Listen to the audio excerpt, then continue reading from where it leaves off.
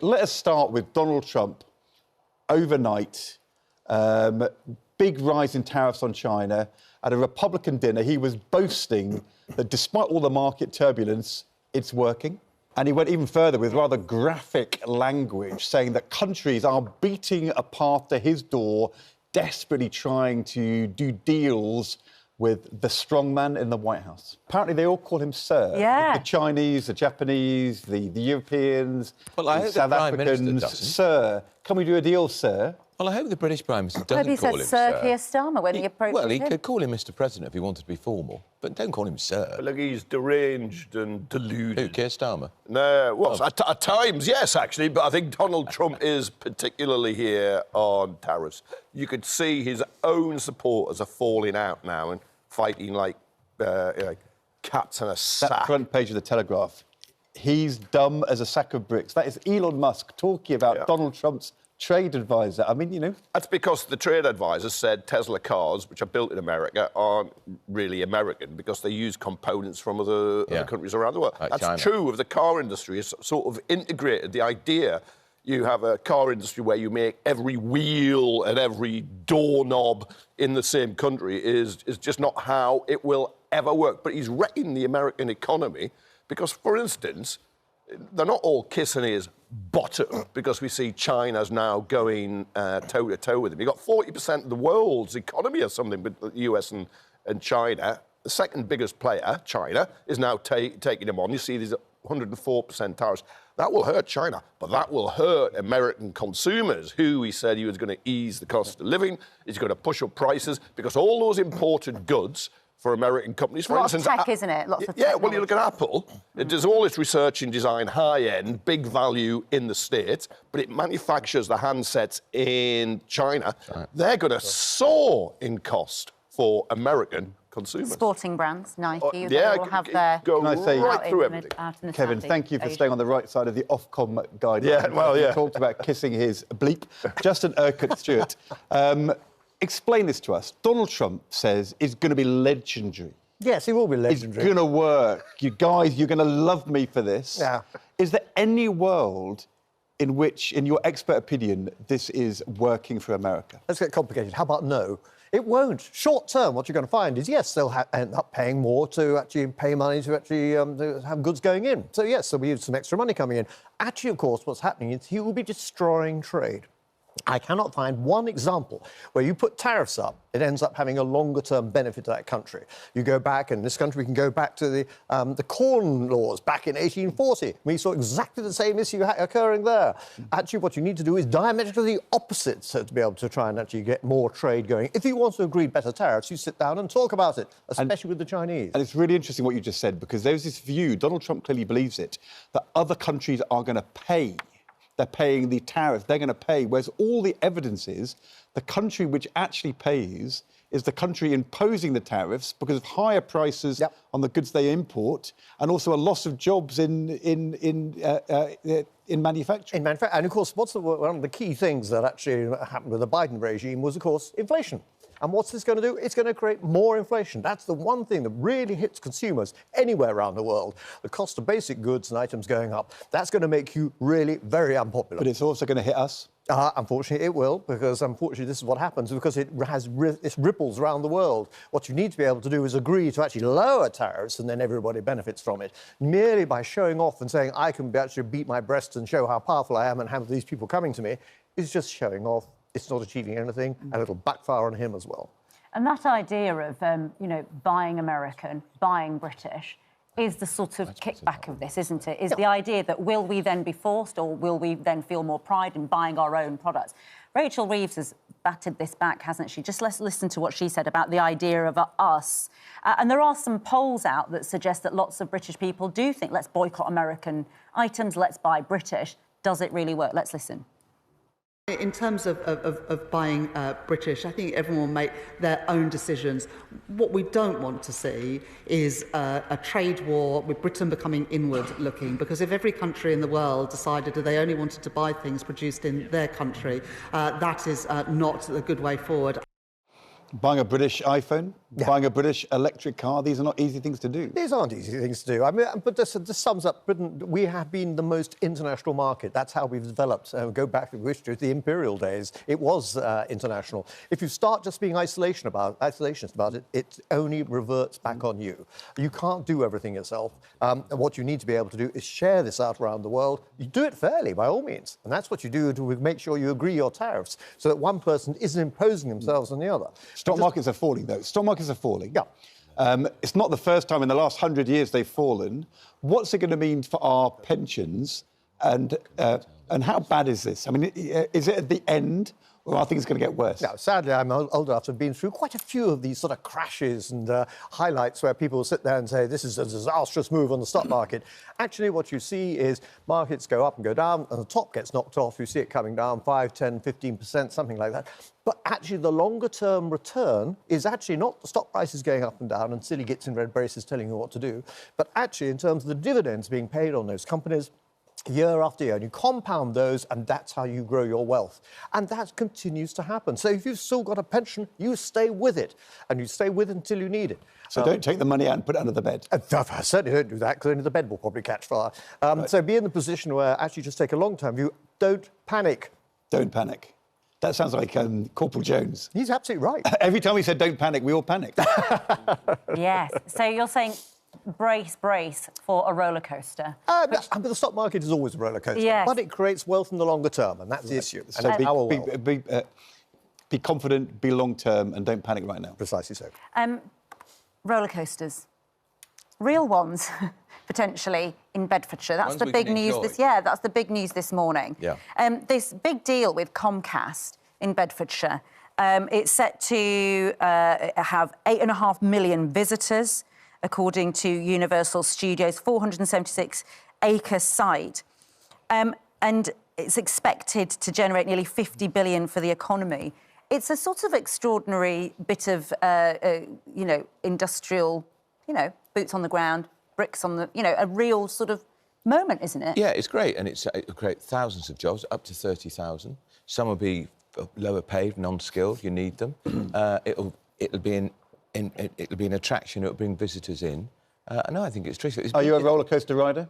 I'll go and have a look. I will. Out of I could curiosity. see you in the Kung Fu Panda world of awasomeness. I can just see you now. I'll take your word for whatever that is. It seems He to prefers the coconut shy.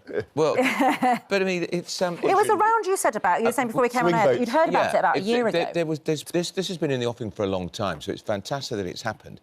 And this will be a real test for the government saying that they are going to dramatically streamline the planning processes, because these things sometimes, they say 2031. Is it really going to be 2031? Are they really going to be able to cut through all the red tape? Are they going to get all the local authorities and so on? Because there will be people who won't want it, because it destroys the countryside, destroys views, not in our backyard. But I think it's going to create 8,000 jobs sort of ongoing, and the people who service the actual 20,000 construction, the local authority is on side. We'll be shaken down as taxpayers on infrastructure, no doubt, building road links. I'd like to see those figures. But it's a big boost. It's better for Britain, it's here, rather than, we lost out to Disney when it went to France. Yeah. So we've got this, and Universal Studios is a big brand.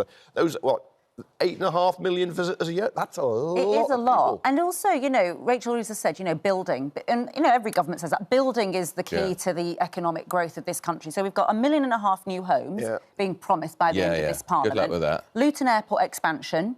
Got the Heathrow extra runway. Well, that won't even start till the end of this Parliament, 2029, if you're lucky. Yeah. Luton's controversial because the inspectors said no on environmental grounds and got overruled, so there'll be a challenge there. Also, if you have a new runway at Luton, my memory from the Howard Davis inquiry into airports 10 years ago is actually it makes it harder to make the economic case for a full extra runway in Heathrow as well. Because it'll take They've agreed to both. Absolutely. And a Gatwick expansion too. And St Pancras are talking about having an expansion there to get direct links to Germany and to Switzerland. There is a lot happening. It feels like, if you put it together, long term. Yeah. I know. What's that going to do to kickstart the economy now?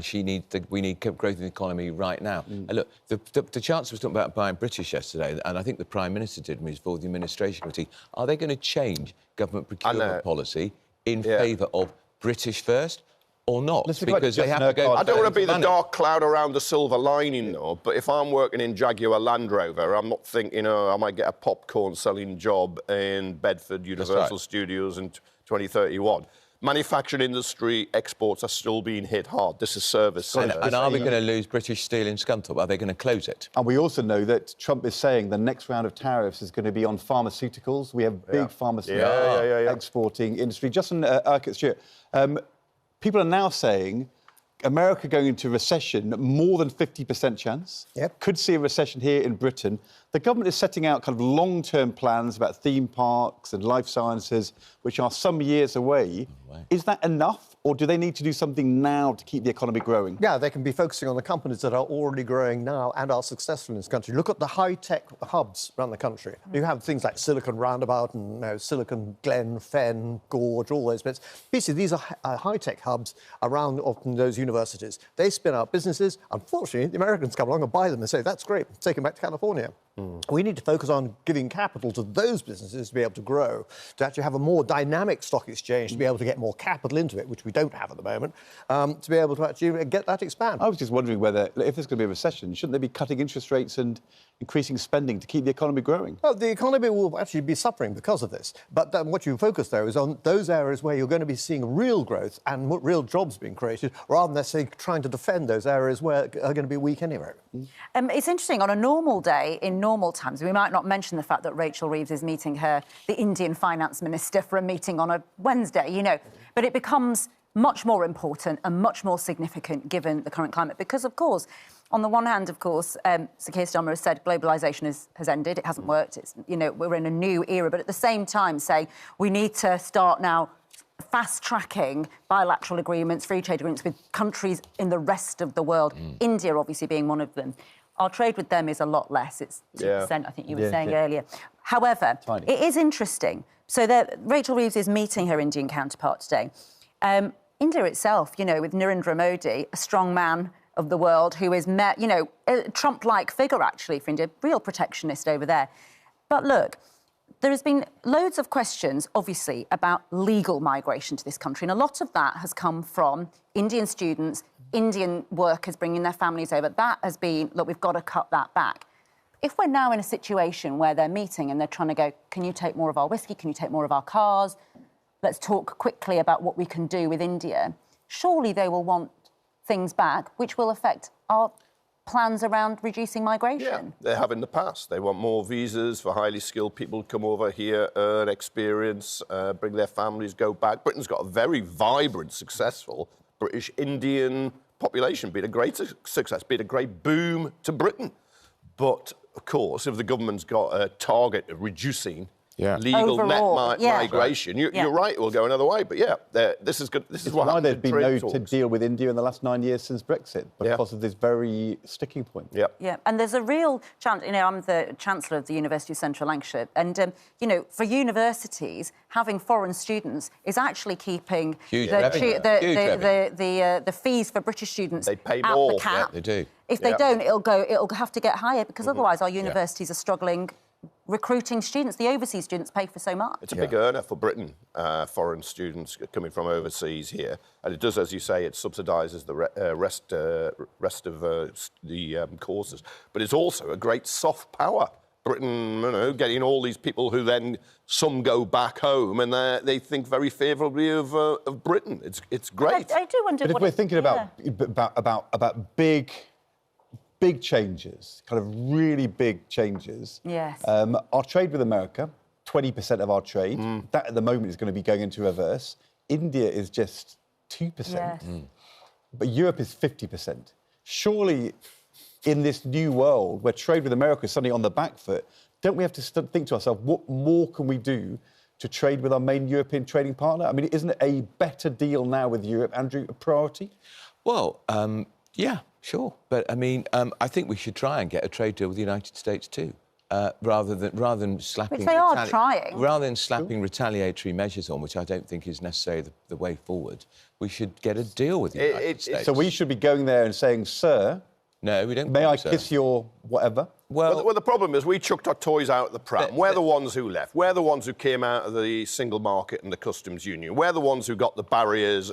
And because we're not in the European Union, Kevin, we've only got 10% tariffs in the United States. Why don't you accept that? Which is a tiny premium. It's a tiny proportion of what we've lost. You know it is. You know it. Factor. The European Union is getting 20% tariffs from Trump. We're getting 10%. And I think he's going to be much more better disposed to us in negotiations because he loads the European Union, which he thinks you've is got pennies after losing pounds. Set up to destroy America. Can we just play, Stuart, that clip again? Donald Trump at the dinner last night telling the rest of the world how to come and approach him. Donald Trump is well disposed to us. Please, sir, can we have a deal? I think he is. Ed, you mock. I think he is far better disposed to Britain than he is the European Union, for sure. I'm just wondering if it's going to be a good deal. Well, we'll see. Of course it's not. And of course, you do two things. He's so looking forward to his state visit here. It makes a big difference to that man. He wants to make America great again, not Britain, and he calls himself the art of the deal maker. Is the art of the deal breaker? He breaks the deals he made because he broke his trade deals with Canada and Mexico when it no longer suits him. He's unreliable. Because I think, Justin, one of the questions we'll always be asked is, was the damage done to the British economy through Brexit, which there was damage, versus the Brexit dividend in this current climate. Where does it fall? Which one is better? Concentrate on your strengths, what we do best, OK? We are a nation of small businesses. We're really good at doing that. We set up more businesses than France and Germany put together every year. We've got more employers' national insurance. What you're showing is more of this actually coming through. Focus on those areas. Focus on areas in terms of technical development. And more people will be coming to us to say, what do we have to do to actually want to be able to trade with us? Add some pride into what we're doing. Yes, of course, we have to have deals with everybody else, but actually we're very good at also the key areas of business development. The key word in this economy, confidence. Have some confidence. That is what your message has been this morning. Justin, Urquhart-Stewart, thank you so much. Maybe we should move to being good at what you do. Being good at what you do. I'm just thinking of... Sounds really threatening, this. Thinking of Meghan Markle's podcast. Oh. Talking of small businesses, Justin, you might want to stay for this bit. Actually, we've got a big royal theme in the show today, actually. Yeah. We're talking about whether... Well, we were talking yesterday, weren't we, at the end of the show, which garnered a lot of interest from our viewers. You two were going for it, let's put it that way, about, look, the King and Queen are out in Italy. What's the point? Why are they there? There is a business, there is a sort of political aspect, obviously, why the taxpayer is funding this trip to Rome on their 20th wedding anniversary. You were raising your eyebrows, Kevin. Well, I'm just thinking we're paying for their... let them pay for their own wedding anniversary back. Let them go to Rome. The 20th haven't got to Rotherham or Runcorn. Well, they went there because the Prime Minister, who you support, asked them to go. Get with it. So we are debating that later. We are actually going to debate that later on.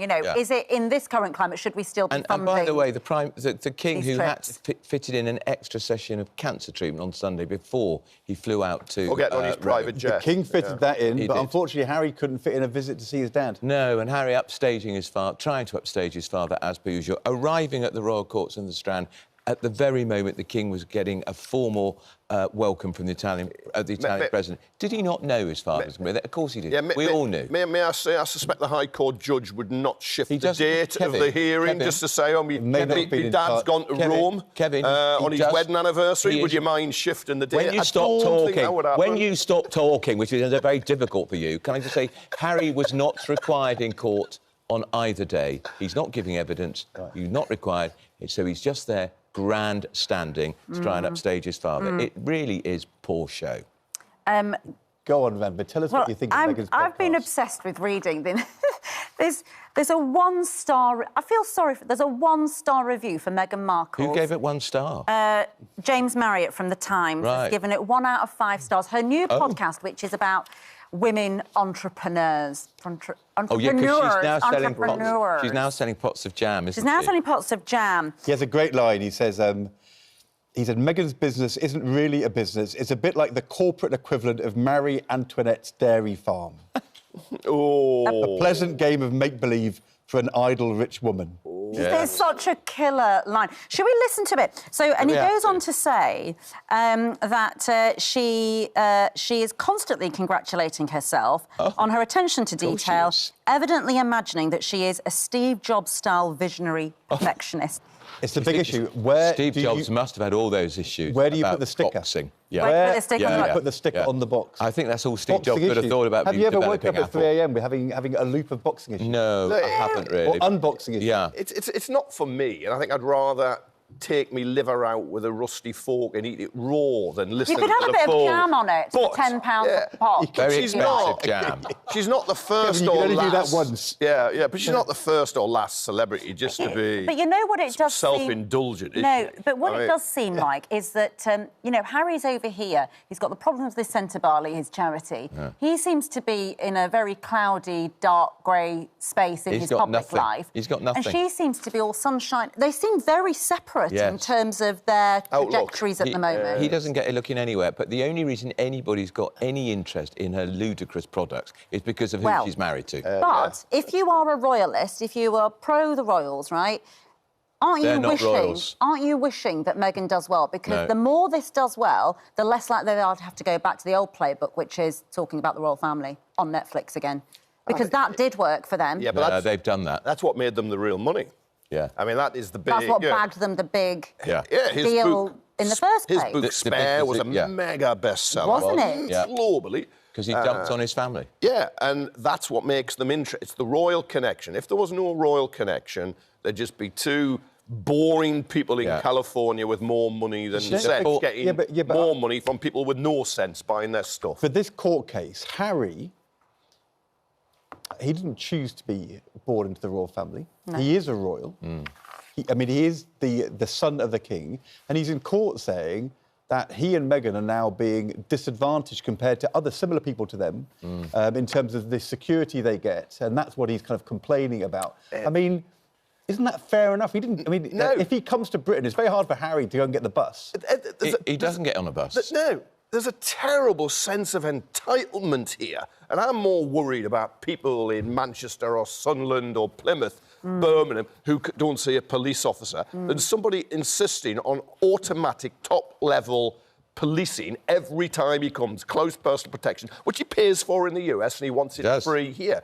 Now, they make an assessment. If he's coming for a state visit, if he came for VA Day and he was going to be on the balcony somehow of Buckingham Palace, he would get protection. If he slips in to see his polo mates and go to a club, well, no one knows he's coming, so he doesn't get the protection because they do the calculation. But what he would say is... If he's feeling so insecure, Ed, about his safety, what's he doing here for 2 days when he doesn't need to be here? But what he would say is if Tony Blair or Boris Johnson or Gordon Brown go to some big international summit to talk about big global issues, they get protection. If they go and make a corporate speech in Tokyo or in Washington, they also get paid huge amounts of money in protection to do something which is actually in their own commercial interests. And why should it be different for Tony Blair and Boris Johnson and for Prince Harry?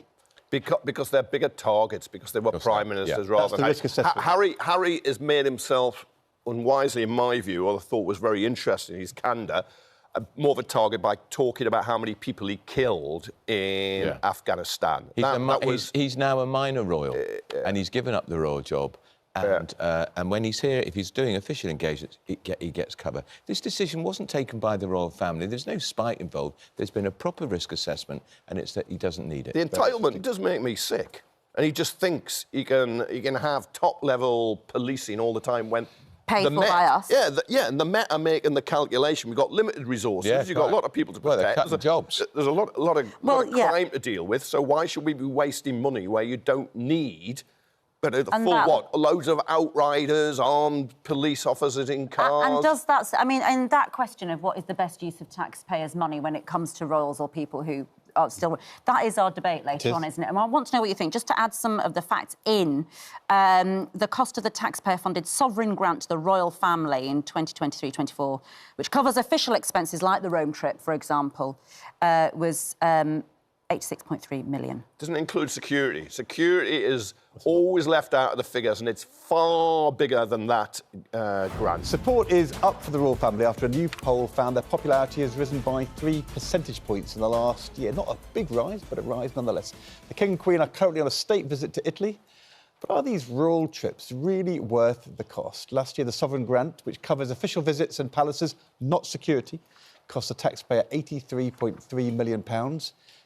And it's about to increase to £132 million until 2026 because of big extra money coming into the Crown estates. Though the exact figure is unclear, it's estimated that the royals generate £197 million for the UK economy annually. So with government finances stretched, should we stop funding royal travel?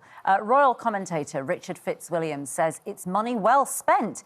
But Chief Executive of anti-monarchy organisation Republic, Graham Smith, feels that we should scale back the monarchy completely. And of course, we've just spoken to a veteran who's talking about, you know, being worried that his personal independence payments are being taken away. At one end of the scale, people are worried about their small amounts of money that make their life livable. And here we're talking about the royals and, you know, millions of pounds being spent on that. We are indeed. The disparity... On a 20th anniversary trip.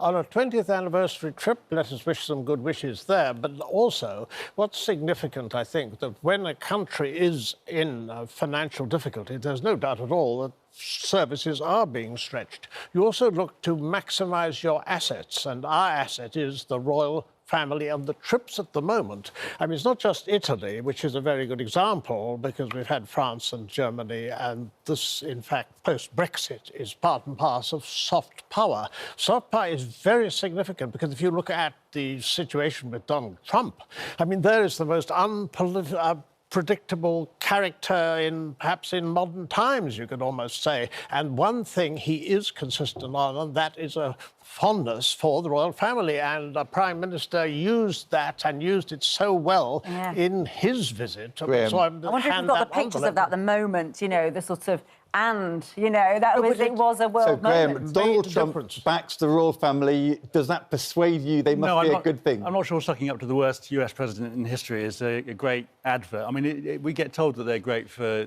relationships with Middle East and Central Asian leaders as well. So it's always the worst leaders in the world that they're apparently good friends with. But, you know, the idea that the monarchy brings in anything to the economy has been debunked. That's not true. It costs us... Debunked by who? By numerous people, I mean, including ourselves. Sounds vague. There's no evidence of it whatsoever. And the only figures that have been put out there have been put out there... No evidence whatsoever. I've met with Visit Britain. They said no evidence. The Crown Estate's money is way up. The Crown Estate money is ours. It doesn't belong to them. It's got nothing to do with... It's going up a lot. Yeah, indeed. But that's got nothing to do with the royal family or the cost of it. It costs over £500 million a year when you add on all the other costs, including the income from the two duchies. The profits go to them. We pay Charles, through the Duchy of Lancaster, something like 160 times what we paid Keir Starmer. But I bet you Ed Llewellyn, our ambassador, and the Prime Minister would have both said to King Charles and the Palace, please go to Italy because we need you to help us lever change. I don't think that's correct. There's no evidence that these trips make the slightest bit of difference. No, what would have happened is that the Palace would have gone to the government and said, please find us trips to go on and ask us to go on. But one of the aspects of this that, for me, is so significant, firstly, I mean, we mustn't forget the Commonwealth link. The monarch is not automatically, but there couldn't be any other head. Certainly, you couldn't have a rotating head of state, and you certainly couldn't have a Secretary-General, in my opinion. What you've also got, if you look very carefully at the state visits and the way, obviously, the politicians work with the monarch, the royals act on advice. Graham gave a figure. Republic claimed that the monarchy costs £500 million. Brand Finance, for example, they said in coronation year they brought in some three-quarters of Brand Finance. No, but I mean, Brand Finance is a nonsense report. It provides no evidence or sources whatsoever. It's been debunked. This was also very significant when it came to soft power. But the point is, soft power has also been questioned as well, because ultimately international government comes down to hard power, and the fact is Trump turned around and slapped 10% tariffs on the UK. This trip will cost Italy something, right? It will cost Italy something to host them. Why are they agreeing to it if it doesn't matter to them? It obviously matters to the Italian government to have the royals there. It matters. These sorts of visits happen all the time, and there's visits between different heads of state. They've got a president who is far more popular than Charles is in the UK, they would do a visit to Germany or to Ireland where the president... Soft power makes no difference to anything. No, but then of course you're going to think the monarchy is a bad idea, but soft power there's no evidence... Yes, but it does, because if you look since the Field of the Cloth of Gold down to the two-state visits before the war, which were very, very significant, and that was the King George and Queen Elizabeth to Paris and also to the United States. Whilst his brother was visiting Hitler. I mean, one of the aspects... I'm sorry, but you're playing down the, so to speak, Trump card. The Prime Minister specifically used that invitation, firstly to Balmoral, secondly the state there's no evidence that makes it does matter. Bit of difference. It does There's no matter. evidence that makes any difference whatsoever. You know, there are hard political and economic decisions being made, not because they've been given an invite to meet Charles. But you always had an interest in friends, in fact, giving your friends what, or who you hope would be your friends, something that they want. Right, OK. And also the post-Brexit you mentioned the Commonwealth. Charles is the King of Canada. He has been threatening to take over Canada. And knows Charles is the King of Canada. Charles has done nothing about that. Oh, yes, he's done nothing He sent about some that. very careful He's done messages. nothing. He won't be the first American president to get into a row with a British king, and we know where that will end up. Yes, well, and most of the Commonwealth countries that supports Trump happens because of his mother to support the monarchy, and we're using it. I'm sorry, but we should not base our democracy on what the Trump family like or what tourists enjoy doing. Is the trip value for money? Yes or no? The trip is definitely value for money. Is the trip value for money? It's a nonsense question. £500 million when we are seeing 4.5 million children living in poverty and veterans not getting the care they need is a disgrace. Right. And that should be slashed down to £10 million. Charles can be put on the salary and the rest of them can be told to go. Give a straight answer, yes or no. Is it a good value for money? No, clearly not. We have been asking you if it's time to stop funding these kinds of royal trips. Well, despite their popularity, 72% of you said yes, it is time to stop funding these kinds of trips, while 28% said no. That has slightly surprised me. The trips will always go on because you've got to have diplomacy. Right. You've got to cultivate your friends. Like the Caribbean tours. Sorry, Richard. There's nothing in the world William and that interests Kate, people. You've lost the debate. Graham won. It's where we are. Interest kind of in the monarchy. Move on. This is democracy. If I were you, I'd now ignore the show. public. The Chancellor insists Britain is accelerating trade deals with the rest of the world as the White House imposes a 104% tariff on Chinese goods imported to the US this morning.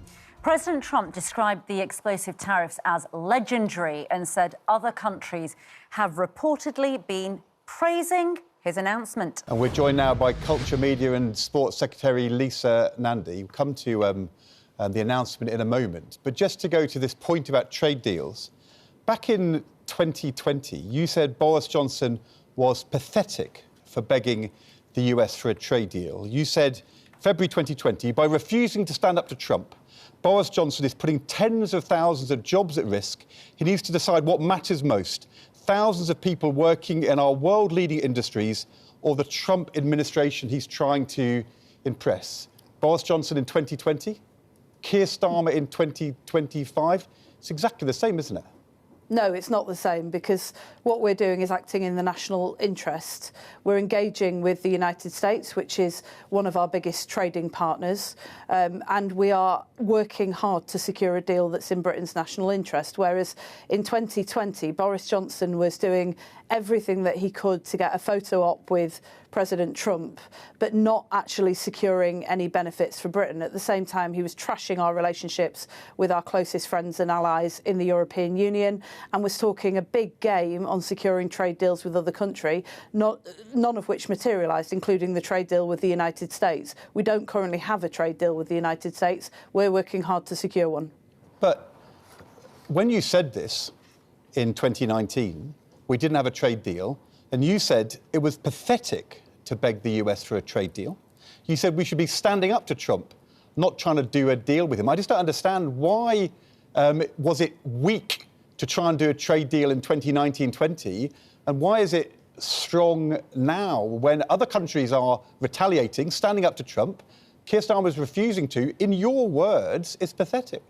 I don't think it's pathetic to try and secure a trade deal, and I never have. I think it's pathetic to run around, as Boris Johnson did, trying to get a photo opportunity with President Trump whilst doing absolutely nothing to stand up for British interests. It is, of course, in Britain's interest to trade with the United States, and we have a very long and deep military and security relationship with them that has survived every president and has thrived under successive presidents, including last time President Trump was in office. But we know in Britain that it's in America's interest to do a trade deal with us as well. We actually we buy more from America than we sell to them at the current time. We want to increase British exports to the UK, but it's in America's interest to do a deal. It's in our interest to do a deal. And that's why the Prime Minister has spoken to President Trump. The Chancellor has spoken to senior members of the Trump administration. The Business Secretary has been working hard, not just with the United States, but with India,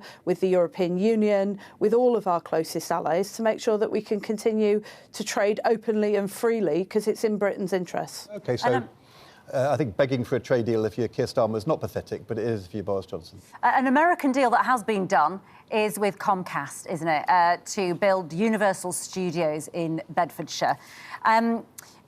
It's going to create, you say, 20,000 jobs in the construction period over the next 6 years. I think it's going to due to open in 2031. Are those jobs going to be British jobs for British workers, or will we need foreign workers? There'll be British jobs for not just British workers, but Bedfordshire workers. So the company has committed to recruiting 80% of the workforce from the local area, and we're working with local colleges and others to make sure that young people growing up in Bedford have the opportunity to get those jobs.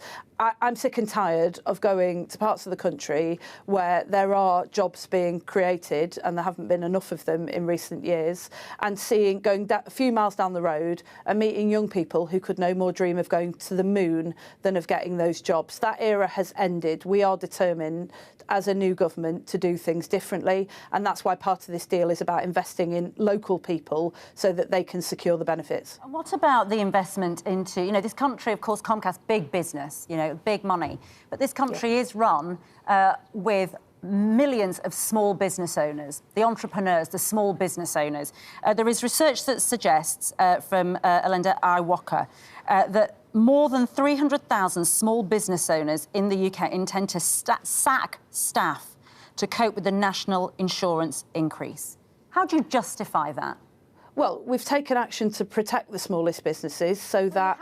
because you're going to put more pressure on employers to pay the national insurance increase that Rachel Reeves has brought in. How is that helping small business owners in this climate? Because when we introduced the national insurance increase, we raised the employer's allowance so that the smallest 50% of businesses, the smaller businesses, will either be better off or no worse off than they were previously. So we have taken action to protect the smallest businesses. But I think what you're seeing today, this huge investment and a vote of confidence in the UK economy from one of the biggest companies in the world, is that the work that we're doing to stabilise the economy, to make Britain a great place to do business, to remove the barriers to growth, whether it's planning restrictions, poor transport infrastructure, or just government decision-making that is far too slow, that is paying dividends, and that will have real-world impacts for people in this country, not just lines on a spreadsheet, but good jobs, money in people's pockets, opportunities for young people that weren't there before, and showcasing brilliant British creative talent. As part of this announcement, there will be British creative talent showcased at this theme park. We're not sure yet what yet, but whether it's James Bond, Harry Potter, Paddington Bear, we are great at this stuff. And that's one of the reasons that the company was so excited to work with us in order to invest. You mentioned the trade deal with India. We do 2% of our trade with India. You mentioned doing a trade deal with America. We do less than 20% of our trade with America. We do half of our trade with the European Union. Ed Davey was on the show this week saying, rejoin the customs union. Surely if in these big changing times you're going to have radical change, what you ought to be doing is prioritising trade talks with the European Union to try and break down barriers. Well, we are. And as a government, even before we were elected, we were committed to strengthening and deepening the partnership with our closest friends and allies across the European Union. And we've wasted no time in doing that. My colleague Nick Thomas-Symonds in the Cabinet Office is leading on those talks. If you take some of the key issues in my area, for example, music touring, it's been a huge blow to musicians here in the UK that it's been difficult to tour in the European Union since that deal was struck under the Conservatives. And it's also been a huge blow to musicians across the European Union as well. It's in both of our interests to have a better deal. It will support British business, and we are absolutely making it a priority. Is it a good deal for the British taxpayer to send the King and Queen on a state visit to Italy? Is it value for money? I think the royal family, and particularly the work that the King has been doing, is one of our greatest soft power levers. We have great influence across the world. We have strong and deep ties, emotional ties with people all over the world. Have you changed your tune then from the 2020 leadership race, where you said that you would vote to scrap the monarchy? In a Channel 4 TV debate, you said, I am a Democrat, so I would vote to scrap it.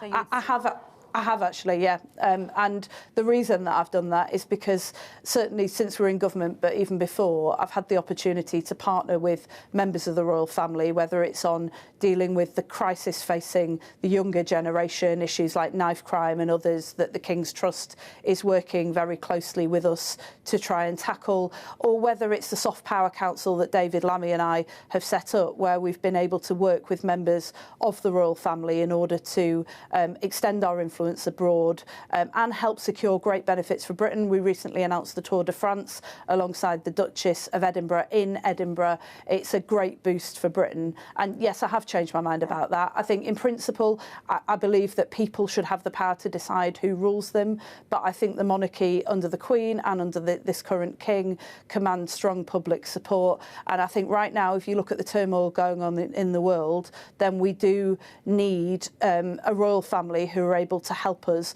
to deliver the benefits to Britain. So I'm not afraid to say when I change my mind, and I have changed my mind about that. Appreciate hearing that. Thank you very much indeed, Lisa Nandy, for being so kind of clear about that. I take it you're a fan of roller coasters, Lisa Nandy. She must be. You'd have to be, wouldn't you? If Definitely. you have to be now. What's your favourite Disney ride? So I'm hoping that the company will allow one of the roller coasters to be named the Nandwagon, but unfortunately I can't confirm that this morning. Cannot confirm that. Thank you so much. Just talking to Lisa Nandy, who thought Boris Johnson attempting to negotiate a trade deal with Trump in 2020 was pathetic because Johnson should have been standing up for British industry and against Trump rather than trying to do a deal. Is that what Starmer's doing now, then? Did you think she was persuasive in saying it's different now? No. No, of course it's not. I didn't. Look, one of the things I hate about politics is you just get parties opposing just for the sake of it. You've got to think where, what's the real position? Where are you on a principled values and pragmatic position and just stick to it. You could criticise Johnson's negotiating technique because it was lousy, because he got us a very bad Brexit deal, which they described as brilliant at the time. Now they all accept was really, really bad for Britain. It would have been a disastrous deal, unquestionably, but he was right to try and get a deal. She said it was pathetic to be begging the US for a trade deal. Now, clearly Donald Trump, I think we're going to have to play this sot again. Yeah, I think you should. Donald Trump thinks there's quite a lot of pathetic begging going on. Probably not wrong, though, is he? No, I'm sure he's not. I don't think that is hyperbole. For once, it's not hyperbole. No, and we know the Prime Minister has been on the phone to the White House. They've not released transcripts of what's been said in the conversation. There's talk that he's going to surrender the tax that was going to go on, the digital tax that was going to go on some of the big giants like Google.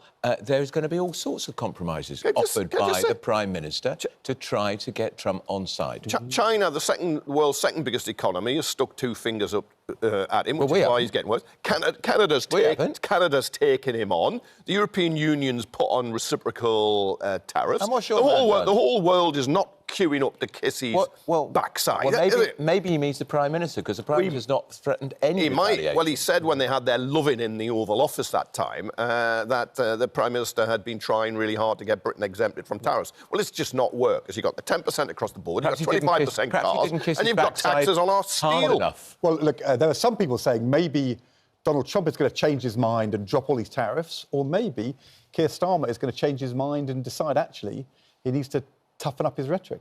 He might have to, but of course he's worried about upsetting him because of Ukraine, trying to get Trump back on side, and also getting the Chagos Islands deal over the line, which is nearly there, as well as the economy. Time. But if you're dealing with a bully, you've got to push the bully back. Otherwise, you will just get bullied endlessly. So changing your mind's not a good idea in politics. If the facts change, you change your mind, as John Maynard Keynes, the economist, said.